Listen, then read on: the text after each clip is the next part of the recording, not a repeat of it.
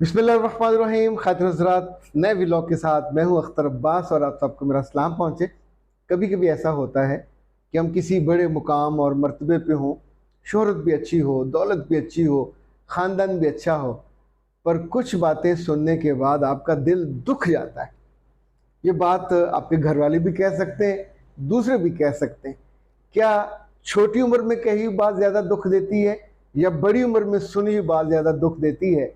और ये दुख कितना बड़ा होता है और क्या इस दुख से निकलने का कोई रास्ता भी होता है, जीना पड़ता है? आज हम इस मौजूद पे बात करेंगे कि इंसान जब अनएक्सपेक्टेड कोई दुख अपने किसी प्यारे या जानने वाले की ज़ुबान से आपको पहुंचे तो उसका फिर मुकाबला कैसे किया जाए।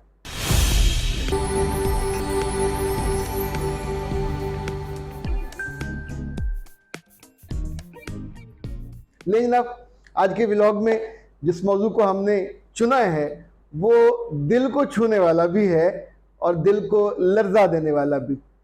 मेरे पास चूँकि आए दिन जो मेहमान आते हैं, काउंसलिंग के लिए आते हैं, उनके अलग अलग मसाइल होते हैं। पिछले दिन एक बहुत ही अच्छी और पढ़ी लिखी लड़की ने जब अपना मसला डिस्कस कर लिया तो फिर उसने कहा कि मेरे बाबा अक्सर खामोश हो जाते हैं। तो मैंने पूछा वो क्यों?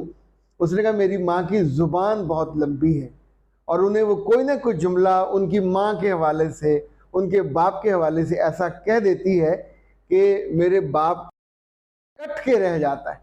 खातिन हज़रात, जब वो बच्ची ये बात कह रही थी पे दर्द और जो कर्ब था वो नज़र आ रहा था। कई दफ़ा ऐसा होता है कि जो बच्चियाँ ब्याह के जाती हैं उन्हें ये जुल्म और ये अजाब अपनी सासों से सहना पड़ता है। कभी ऐसा भी होता है कि आपकी कोई बहुत ही प्यारी दोस्त जिसके साथ आपने ज़िंदगी के बड़े अच्छे माहौसाल गुजारे होते हैं, उसके बारे में आपकी ज़ुबान से एक ऐसा जुमला कह निकल जाता है, डेलिबरेटली निकल जाता है, गलती से निकल जाता है कि अगले बंदे की आंखें आंसुओं से भर जाती हैं। जब जब ऐसा ज़िंदगी में हो तो ये दुख एक लम्हे में एक सॉरी से जाता नहीं है, बहुत तकलीफ़ होती है। खातिन हज़रात, जिस रब ने ये दुनिया बनाई है वो हमारे मिजाजों को, वो हमारे दुख को, वो हमारे सुख को भी बहुत अच्छी तरह जानता है। मैं एक आपको ऐसा वाक़या सुनाने लगा हूँ कि जिसको सुनने के बाद खुद मेरे दिल पे उसका बहुत देर तक असर रहा। कि एक तफसीर है, तफसीर मजमुअल बयान, उसमें उसका तज़किरा हुआ। एक सहाबी थे, उनका नाम था साबित बिन कैस। ये ऊंचा सुनते थे और बाकी सहाबा कोशिश करते थे कि उनको अल्लाह के रसूल के पास बिठा दें ताकि उनको आसानी हो। एक रोज़ नमाज फजर में वो लेट आए तो उन्हें आखिरी सफ़ में जगह मिली। जब नमाज ख़त्म हुई तो वो लोगों पे कदम रखते हुए तेज़ी से आगे बढ़े ताकि अल्लाह के रसूल के करीब पहुंच जाएं। तो जब एक बंदे का फ़र्क रह गया, एक सहाबी का, तो उन्होंने उसको रोक दिया, कहा कैस यहीं बैठ जा।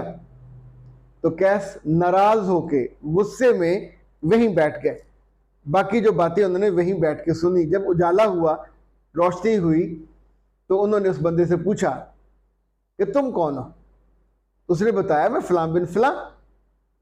तो ये बात सुनने के बाद कैस से लफ्ज़ उन्होंने अदा किए, वो ये थे कि तू फलां बिन फलानी है।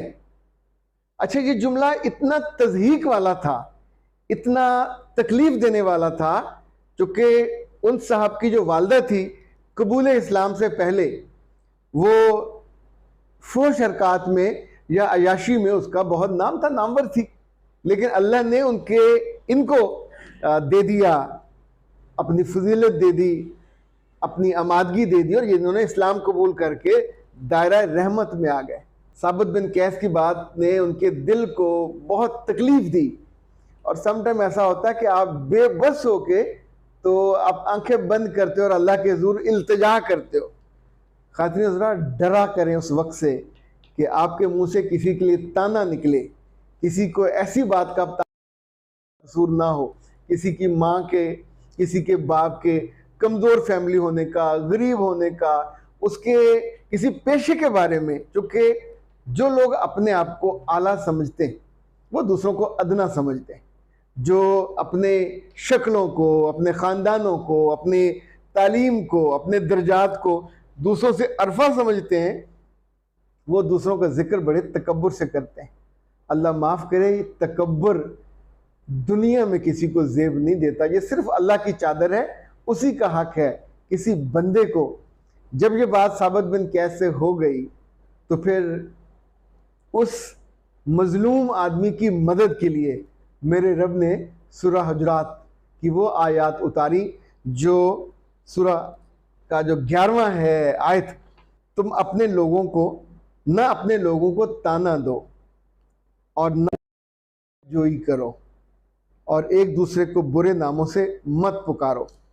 खातिन हज़रात, ये जो सोच है, जब कभी आपको अपना रब अजीज हो तो आप उसकी फर्मा बरदारी करते हो, और जब कभी आपको अपनी ज़ुबान अजीज हो तो फिर अल्लाह माफ़ करे, जो ज़ुबान तलवार बनती है दो धारी। यानी कुछ ऐसे बदकिस्मत लड़के और लड़कियां होते हैं, और मैंने ऐसे कई मर्द भी देखे हैं कि जैसे जैसे उनके मुकाम और मर्तबे बढ़ते हैं तो उनकी ज़ुबान के शर से उनके आसपास वाले भी महफूज नहीं रहते। इस मामले में जो असूल याद रखना चाहिए, दो आयत हैं, अगर पल्लू से बांध लें। एक आयत मैंने फर्स्ट ईयर में सुनी थी, वसारिउ इला मगफिरा, ये जमीयत के मुख्तलिफ प्रोग्रामों में लिखी जाती थी कि जन्नत की तरफ और मगफरत की तरफ भागो। दूसरी मैंने बाद में पढ़ी, ये सूरह अल हदीद में थी, और वो थी वसाबिकु इला मगफिरा, मगफरत की तरफ भागो। अगर इंसानों को ये याद रहे कि ये दुनिया इतनी सी है, 60 साल की हो, 70 साल की हो, 80 साल की हो, आप इसमें जिस भी रोल में हैं, एक दिन ये रोल ख़त्म हो जाना है और फिर आपको वहाँ जाना है।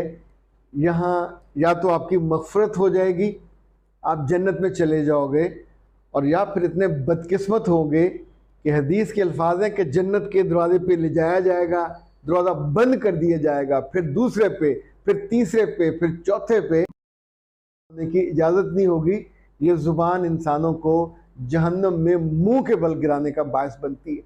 कभी अपने मियों को, कभी अपने बहुओं को, कभी अपने दोस्तों को, और कभी अपने मुलाजमों को, उनके ख़ानदान की, उनके माँ बाप की किसी कमी, कमज़ोरी, कजी पे शर्म मत दिलाइए। ये आपके करने का काम नहीं है। जिस रब ने उन पर पर्दा डाल दिया वो उनको माफ़ करे, उनके दर्जे बुलंद करे, या कहीं उनको सज़ा दे, ये मेरे रब का मामला है। मैं और आप किस खाते में हैं, किस गिनती में हैं, हमें तो हर लम्हे अपनी मग़फ़िरत का सोचना चाहिए और अपनी जन्नत की तरफ अपने सफ़र को तेज़ करना चाहिए। अख्तर अब्बास को जी दीजिए इजाज़त। अस्सलाम वालेकुम।